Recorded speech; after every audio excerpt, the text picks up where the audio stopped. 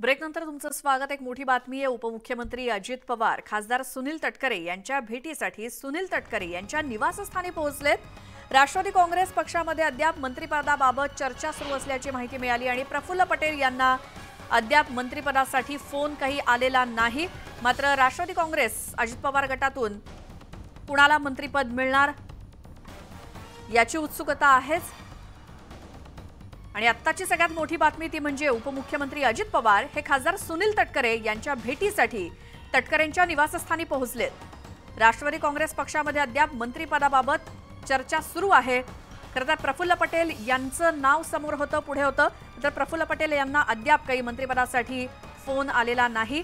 आज संध्याकाळी शपथविधी सोहळा आहे, मात्र देशातल्या काही खासदारांना फोन गेलेले आहेत, त्यापैकी प्रफुल्ल पटेल यांना अजूनपर्यंत फोन गेलेला नाही।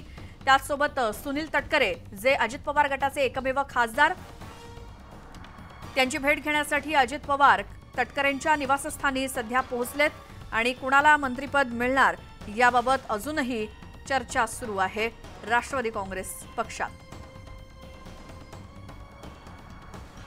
एकीकडे प्रफुल्ल पटेल यांचं नाव चर्चेत आहे, दुसरीकडे अजित पवार हे तटकरेंच्या निवासस्थानी पोहोचलेले आहेत त्यांची भेट घेण्यासाठी।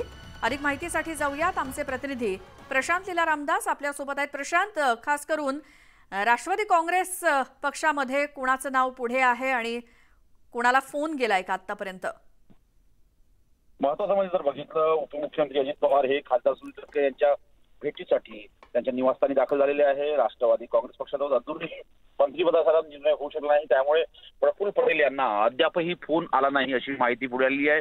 लवकरच त्यांना फोन येण्याची शक्यता आहे। 11:30 वाजता जे नवनियुक्त मंत्री आहेत त्या सगळ्यांना पंतप्रधान नरेंद्र मोदी यांनी चहासाठी बोलवलेलं आहे।